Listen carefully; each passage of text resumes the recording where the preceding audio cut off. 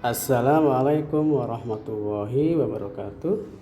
Anak-anak, jumpa kembali dengan Bapak untuk lanjutan materi tematik.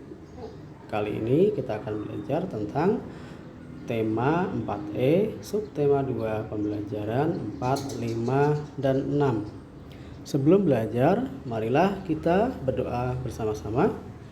Bismillahirrahmanirrahim. Raditu billahi rabba wa bil islami dina wa bi muhammadin nabiyya wa rasula. Rabbi zidni ilma warzuqni fahma. Rabbi israh li sadri wa yassir li amri. Amin. Kali ini kita akan belajar tentang kedatangan bangsa Eropa di Nusantara. Nah, kalau kalian lihat gambar di situ adalah kedatangan bangsa Portugis, ya. Bangsa Portugis di Nusantara. Kita lihat masuknya bangsa Portugis dan Spanyol ke Nusantara. Portugis masuk ke Nusantara melalui Malaka. Portugis menguasai Malaka tahun 1511. Setelah menduduki Malaka, Portugis berusaha menguasai jaringan lalu lintas perdagangan di kawasan Selat Malaka. Tahun 1512, Portugis masuk ke Maluku yang merupakan daerah kaya rempah-rempah. Selain bangsa Portugis, Spanyol datang ke Maluku. Bangsa Spanyol singgah di Nusantara setelah melakukan perjalanan ke Filipina. Dalam perjalanan pulang, bangsa Spanyol singgah di Tidore. Sejak saat itu terjalin kerjasama antara Spanyol dan Tidore. Kerjasama itu tidak hanya dalam bidang perdagangan, tetapi diperkuat dengan dibangunnya benteng-benteng Spanyol di Tidore. Sementara Portugis yang membuka kantor dagang di Ternate merasa terancam dengan hadirnya Spanyol di Tidore. Apalagi saat itu kerajaan Ternate dan Tidore telah lama bermusuhan. Dengan alasan tersebut, Portugis menyerang benteng Spanyol di Tidore dengan dukungan Ternate. Kemudian dilakukan perjanjian di mana Portugis menguasai Maluku dan Spanyol menguasai Filipina. Perlawanan terhadap bangsa Portugis. Kedatangan bangsa Portugis telah merugikan kegiatan perdagangan di Nusantara, bahkan dalam bidang ideologi dan sosial budaya di Nusantara. Oleh karena itu, muncul perlawanan-perlawanan dari kesultanan-kesultanan yang ada di Nusantara. Seperti dari Kesultanan Demak yang mengerahkan 100 kapal perang dan tergabung dengan pasukan Banten, Palembang, Aceh untuk melawan Portugis. Peralatan perang yang kurang serta strategi yang kurang cermat membuat penyerangan tidak berhasil.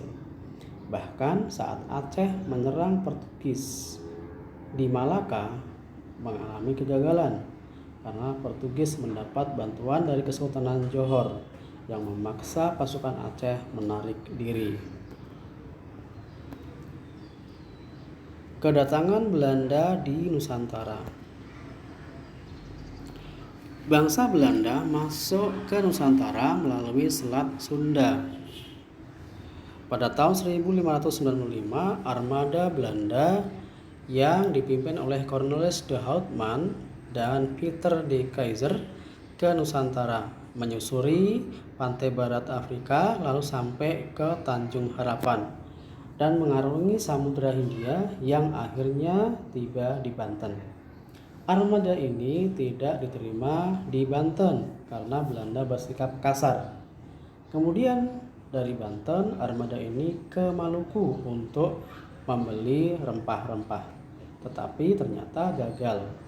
Cornelis de Houtman akhirnya pulang lagi ke Belanda tahun 1597 dan disambut sebagai penemu jalan ke Nusantara. Belanda menjajah Nusantara. Masuknya Belanda ke Nusantara membuat Portugis tersingkir dari Nusantara. Sejak itu, para pedagang Belanda berdatangan ke Nusantara. Para pedagang Belanda yang datang ke Indonesia membuat persekutuan dagang dengan nama VOC atau disebut dengan istilahnya Verenigd Oost-Indische Company atau Persekutuan Dagang Hindia Timur. Persekutuan ini memperkuat kedudukan mereka dalam mengatur perdagangan rempah-rempah di Nusantara. Awalnya, Belanda datang ke Nusantara hanya untuk berdagang dan mencari rempah-rempah. Namun, karena rempah-rempah Nusantara yang melimpah, membuat Belanda ingin menguasai Nusantara dengan cara menerapkan tanam paksa dan monopoli dagang di Nusantara.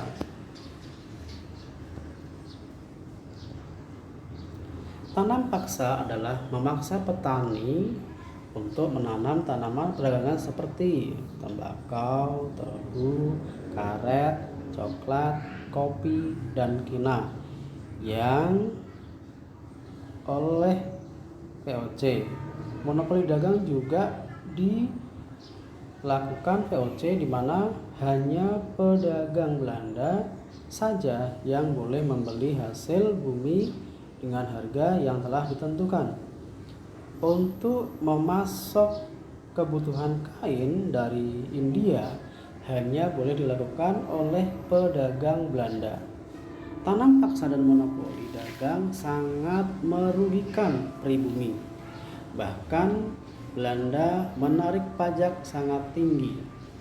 Akhirnya semua daerah melakukan perlawanan terhadap Belanda, tetapi mengalami kegagalan karena belum adanya persatuan dan kesatuan, atau perlawanannya masih bersifat kedaerahan.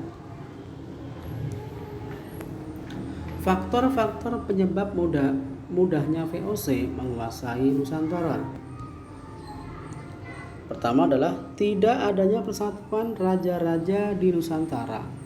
Raja-raja tersebut ada yang berebut kekuasaan, seperti Mataram dan Banten. Berikutnya, peralatan perang VOC lebih lengkap dan lebih baik. VOC menjalankan politik adu domba, atau istilahnya dengan istilah divide et impera, dan memecah belah kekuatan raja-raja di Nusantara. Siasat adu domba untuk menimbulkan persengketaan dan perselisihan serta perang antar raja-raja di Nusantara.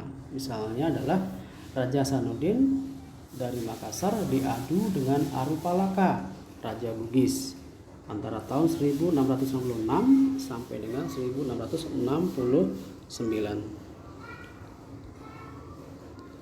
Mengenal pahlawan-pahlawan Nusantara. Pertama, pahlawan perjuangan kemerdekaan. Pahlawan perjuangan kemerdekaan berjuang pada masa kekuasaan raja-raja di daerah hingga muncul organisasi pergerakan nasional. Siapa saja mereka? Contoh beberapa pahlawan perjuangan kemerdekaan adalah Cut Nyak-dien, Kapitan Pattimura, Sultan Pangeran Antasari, dan Sultan Ageng Tirtayasa.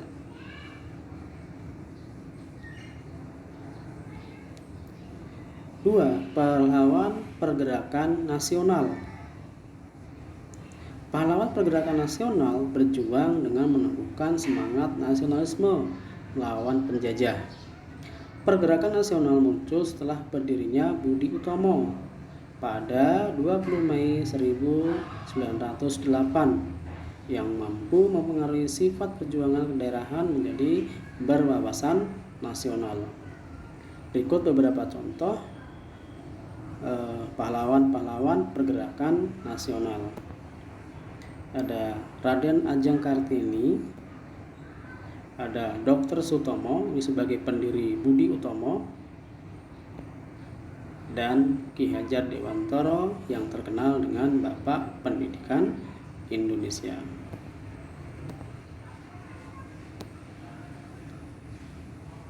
Berikutnya adalah pahlawan kemerdekaan nasional. Pahlawan kemerdekaan nasional muncul seiring dengan hadirnya peristiwa Proklamasi Kemerdekaan tahun 1945. Nah, berikut beberapa pahlawan nasional, pahlawan kemerdekaan nasional. Ada Dr. Mawardi, ya. Beliau adalah orang yang membujuk kepada Soekarno untuk segera membacakan proklamasi kemerdekaan. Berikutnya adalah ada Dr. Saharjo SH.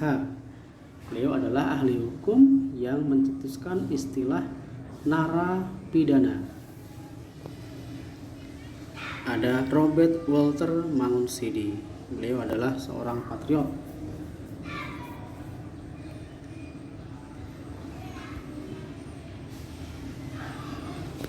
Pahlawan proklamasi kemerdekaan.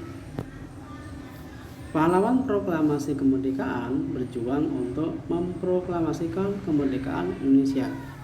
Indonesia berhasil memproklamasikan kemerdekaan pada tanggal 17 Agustus 1945 yang dikumandangkan oleh Insinyur Soekarno dan Dr. Muhammad Hatta. Kedua proklamator tersebut kemudian diangkat menjadi presiden dan wakil presiden pertama di Indonesia melalui sidang PPKI.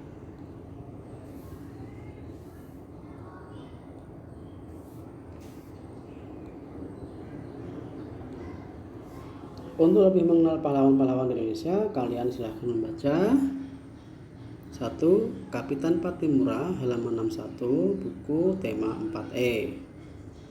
2. Ki Hajar Dewantara halaman 70 buku tema 4E.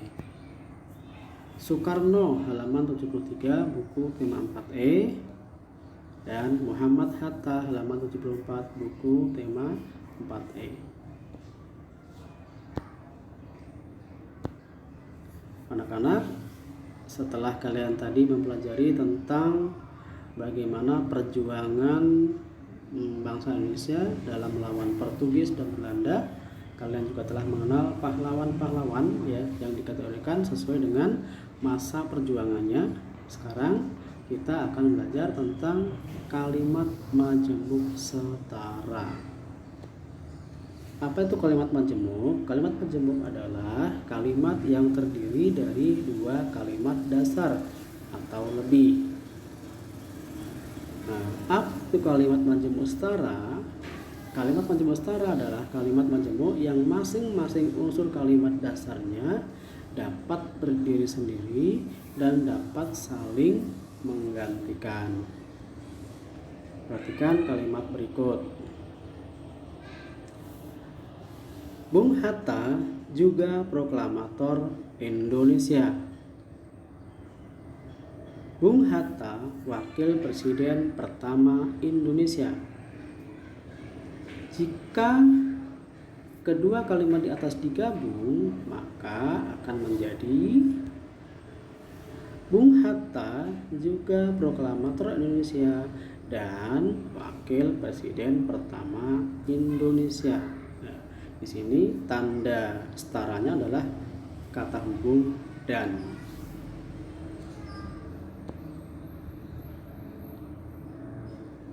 Lihat beberapa contoh kalimat majemuk setara berikut. 1. Rima bermain bulu tangkis. Sinta bermain bulu tangkis. Jika kedua kalimat ini kita gabung, maka akan menjadi Rima dan Sinta bermain bulu tangkis. Contoh berikutnya, Emi gemar membaca buku cerita. Emi gemar mendengarkan musik. Jika kedua kalimat ini digabung, maka akan menjadi Emi gemar membaca buku cerita dan mendengarkan musik. Kita lihat contoh yang lain. Tari kecak berasal dari Bali. Tari kecak terkenal di Indonesia. Jika kedua kalimat ini digabung, maka akan menjadi Tari kecak berasal dari Bali dan terkenal di Indonesia. Demikian anak pembelajaran hari ini. Terima kasih atas perhatian kalian semua. Semoga dapat bermanfaat. Dan kita akhiri pembelajaran kali ini dengan bacaan Alhamdulillah. Alhamdulillahirabbil alamin. Jangan lupa tugas hari ini adalah dalam bentuk Google Form yang nanti linknya akan dibagikan oleh guru kelas kalian masing-masing. Terima kasih. Assalamualaikum warahmatullahi wabarakatuh.